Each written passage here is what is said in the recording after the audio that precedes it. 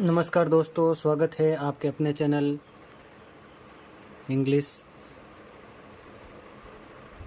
Express 1.0 में आप सभी का स्वागत है।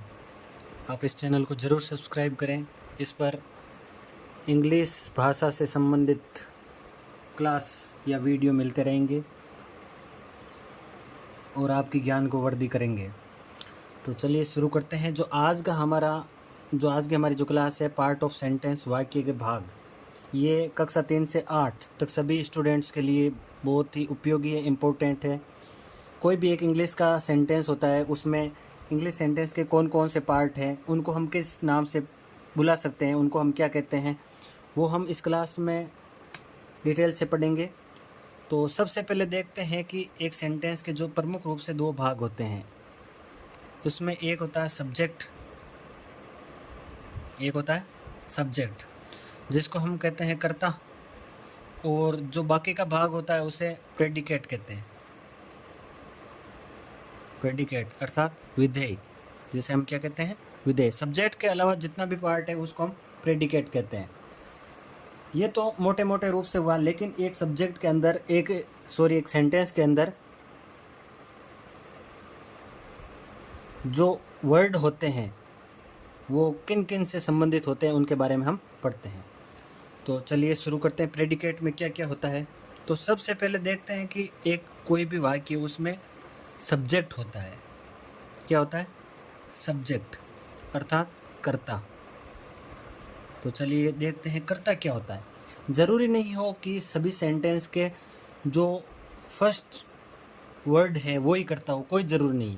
कर्ता का अर्थ होता है कार्य करने वाला, कार्य करने वाला, जिसे हम क्या कह सकते हैं, सब्जेक्ट कहते हैं, कार्य करने वाला।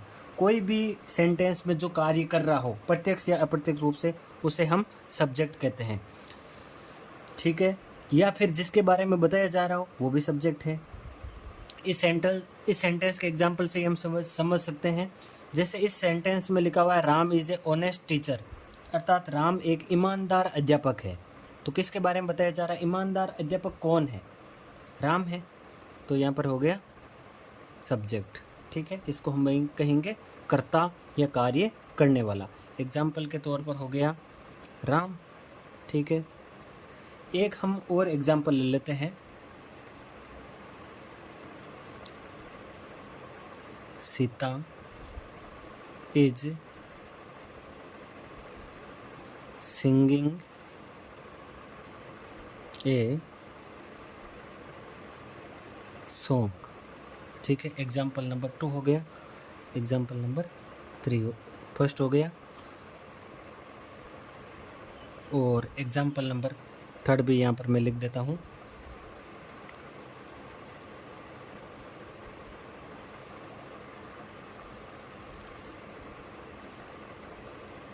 Ram and Shyam were reading a story book. अब इन 3 सेंटेंस के माध्यम से हम इसको कम्प्लीटली समझ लेंगे, इसलिए मैंने यहाँ पर 3 सेंटेंस लिखे हैं। ठीक है, तो आप इन सेंटेंस को भी ध्यान में रखेंगे। इस सेंटेंस के आधार पर हम सारा कुछ समझने वाले। तो पहला तो हो गया सब्जेक्ट। तो यहाँ पर देख सकते हो सीता है, और यहाँ पर राम एंड श्याम, 2 सब्जेक्ट है। ठीक है, 2 करता है, कार्य करने वाले 2 हैं। ठीक है, ज़रूरी नहीं कि एक ही सब्जेक्ट हो। इसके अलावा सब्जेक्ट है, नाउन के अलावा प्रोनाउन में भी आ सकता है, उसके भी हम आगे एग्जाम्पल पढ़ेंगे। जैसे यहाँ पर आ जाता वी, सीता की जगह वी आ जाता, या यू आ जाता, या आई आ जाता, तो वो भी सब्जेक्ट होता है।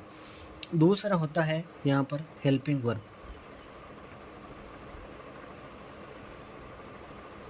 हेल्पिंग वर्ब जिसे हम हिंदी में क्या कहेंगे? सहायक क्रिया कहेंगे। क्या कहेंगे? सहायक क्रिया। क्रिया की भी एक सहायक क्रिया होती है, सहायता देने वाले, सहायक क्रिया। शॉर्ट फॉर्म में इसे कहते हैं HV, हेल्पिंग वर्ब। ये क्या होती है, इसको हम एग्जाम्पल से देख लेते हैं। हेल्पिंग वर्ब, हर टेंस की अलग अलग हेल्पिंग वर्ब होती है। जैसे सब्जेक्ट के आगे आप देख सकते हो इज, तो ये इज हो गया, है ना, वोज हो गया, वर हो गया, हेज हो गया, हैव हो गया, डू हो गया, डज हो गया। ये क्या होती है? हेल्पिंग वर्ब होती है, सहायक क्रिया। जो तीसरा है वो इसको वर्ब्स बोलते हैं। वर्ब्स अर्थात क्रियाएं। क्रियाएं क्रियाएं क्या होती है? कार्य की विधि, कार्य की विधि या कार्य का करना। अब कार्य का करना जरूर नहीं कि हर सेंटेंस में वर्ब हो, कोई ज़रूर नहीं है, लेकिन वर्ब को हम पहचानेंगे कैसे, उसके थोड़ा बहुत उसके बारे में जान लेते हैं। एक तो होता है कि जिस वर्ड के पीछे ing लगा हुआ होता है या जिस वर्ड के पीछे s या es लगा हुआ होता है वो वर्ब होती है। दूसरा, हम उसका जो हिंदी मीनिंग निकालेंगे तो कोई भी काम होगा उसको हम वर्ब कहते हैं। एग्जाम्पल के तौर पर इस सेंटेंस में वर्ब नहीं है, लेकिन इसमें क्या है? सिंगिंग। सिंगिंग। अब सिंगिंग का अर्थ क्या हुआ? गा रहा या गा रही, ठीक है। अब गा रही ये क्या हुआ? कार्य हुआ, तो कार्य है वही वर्ब है। अब यहाँ पर क्या है? तीसरे एग्जाम्पल में रीडिंग, क्या अर्थ हुआ? पढ़ रहा, पढ़ रहे, कुछ भी हो सकते हैं, वो सब्जेक्ट के आधार पर डिपेंड करेंगे। दो सब्जेक्ट है तो पढ़ रहे हैं, एक सब्जेक्ट होगा तो पढ़ रहा। तो पढ़ रहा कार्य कर रहा है, और कार्य कर रहा है तो क्या हो गया? वर्ब हो गया। वर्ब के बाद में आता है चौथा इम्पोर्टेंट पार्ट, जिसे हम बोलते हैं ऑब्जेक्ट, जिसका अर्थ हो गया कर्म। क्या अर्थ हो गया? कर्म। क्रिया का जिस पर प्रभाव हो, जिस पर प्रभाव हो उसे क्या कहते हैं? उसे ऑब्जेक्ट कहते हैं। ऑब्जेक्ट कहते हैं या कर्म कहते हैं।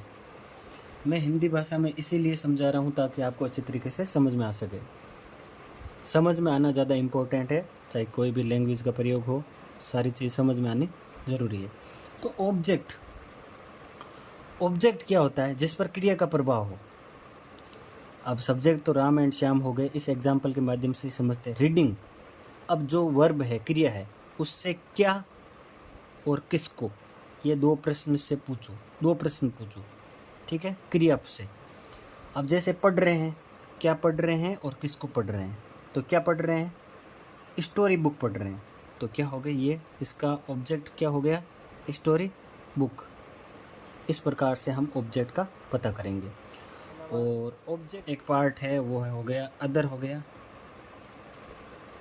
अदर्स। इसमें आ गया अन्य, ये ज़्यादा इम्पोर्टेंट नहीं है, लेकिन किसी में होता है किसी में नहीं होता है, ठीक है। तो अदर्स में जो बाकी है समय सूचक शब्द, समय सूचक शब्द, ठीक है, या फिर आ जाता है जैसे सिंस या फॉर आता है, सिंस या फॉर प्लस टाइम, या इनके अलावा अन्य पार्ट, अन्य पार्ट। जैसे एग्जाम्पल के तौर पर देख लेते हैं, I am playing cricket, I am playing cricket since morning, since morning, ठीक है। तो आई हो गया सब्जेक्ट, ये हो गई हेल्पिंग वर्ब, ये हो गई मेन वर्ब, और ये हो गया ऑब्जेक्ट। ये पार्ट है वो है अदर, क्या हो गया? अदर्स। तो इस प्रकार से आपने सब्जेक्ट के पार्ट को पढ़ा। उम्मीद करता हूँ कि ये सारा कुछ समझ में आया हुआ होगा।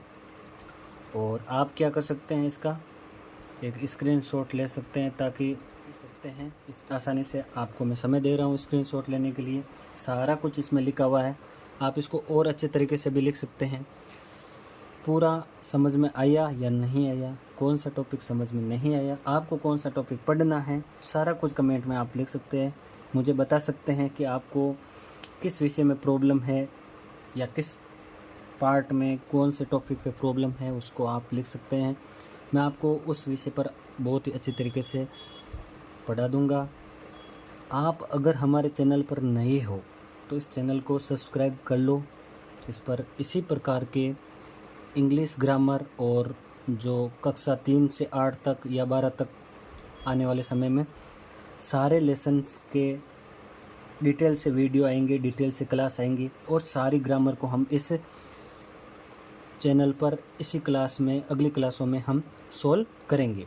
तो चैनल को सब्सक्राइब करें और अपने दोस्तों को शेयर भी करें जो आपकी क्लास में पढ़ते हैं और उनको इन क्लास की ज़रूरत है। बने रहिए हमारे चैनल पर इंग्लिश एक्सप्रेस 1.0 पर। धन्यवाद।